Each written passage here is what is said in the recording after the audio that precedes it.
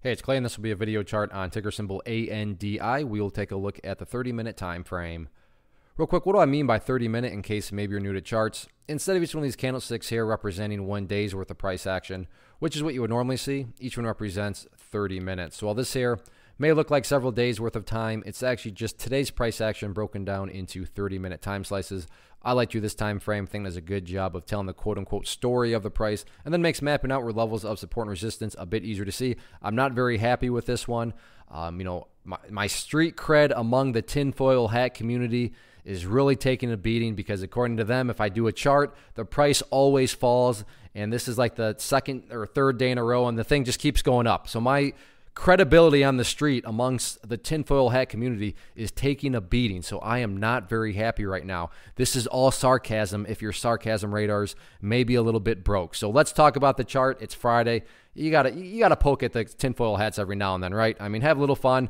So it's Friday. Let's get this thing updated because it was a very, very solid day. And yeah, the bulls closed out the week very strong. I'm going to get rid of that line because it doesn't really pertain anymore. And from a presentation standpoint, I don't want to risk causing confusion and clutter because there's lines all over the place. So let's try to keep this as clean as possible. The first update, though, that does need to be made comes from a foundational rule in charting, which states when levels of resistance are broken and closed above, you want to see them act as support. So 0.0105 was a level of resistance going into today, but that thing got absolutely crushed. So that is now a level of support. Next level of support is what I would call the ideal level, meaning if you say, hey, Clay, what would make this chart look the absolute strongest going forward? That would be if the price can stay up here above 0.014. Now, don't get me wrong. If the price falls below 0.014, by no means am I saying the entire chart's ruined or anything like that. But yeah, if the price can somehow manage to stay up above that level, that would definitely be a huge sign of power. Now, what about areas of resistance? If this upwards move is going to continue, wow, I realize it's getting hard to see, but the price has not been up this high for a while, so good problem to have here. So there we go. Overall, where is that next key battleground? So let's talk areas of resistance.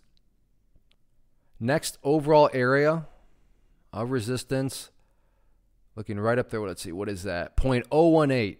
So why is 0.018 important? Where is this coming from? Well, if you look back through the history of the chart, you can see essentially this was the top of this channel that had formed, knocked down the price a bunch of times there, knocked down the price right there. Right there, it was actually broken, but that didn't last very long at all, and the price once again fell right back below it. So 0.018, public enemy number one going into next week, and I'm sure if the price gets up above there, I'll be back to update things at that point in time. But yeah, no doubt about it. Very nice move. And at this point, it's really all about just repeating the history that it's been doing. What is that history? Well, just keep on building those higher bases. As long as higher bases are built, everything else is going to take care of itself, as the past couple of days have shown. So yeah, talking levels of resistance and breaking them is fun to talk about. But at the core, as long as the price builds higher lows, the chart's going to take care of itself.